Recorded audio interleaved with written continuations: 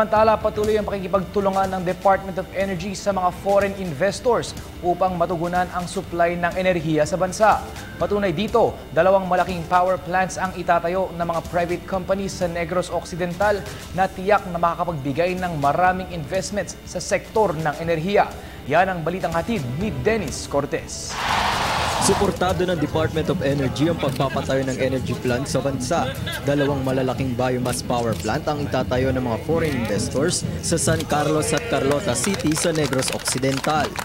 Sa pakikipagtulungan ng private companies, DOE at lokal na pamahalaan, layo ng nasabing proyekto na madagdagan ng renewable energy sources at matiyak ang supply ng kuryente sa rehiyon. So this will stabilize the energy requirement. Specifically that we are expecting home industries and economic activities in the Visayas area, especially in Bacolod. We have also in Iloilo. Ang itatayong biomass power plant sa San Carlos City ay kayang makapag-generate ng 140 million kilowatt-hours na magagamit ng Visayas grid. Habang ang thermal plant sa La Carlota naman ay may hatid na 4.7 billion investments. Kaya rin itong makapag-generate ng 175 million kilowatt-hours kada taon.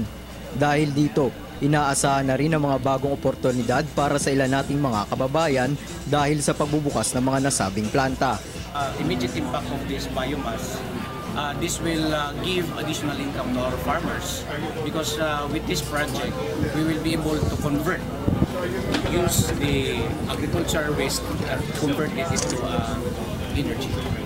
These 2 projects are so timely as they come at a time when our province and the entire region are agonizing on power shortage and high cost of power service. These projects are a significant landmark in the overall efforts of our government to shift slowly but steadily from expensive and environmentally problematic energy sources towards the utilization of renewable energy. Inaasahan namang matatapos ang proyekto sa taong 2015. Para sa Telebisyon ng Bayan, Dennis Cortez.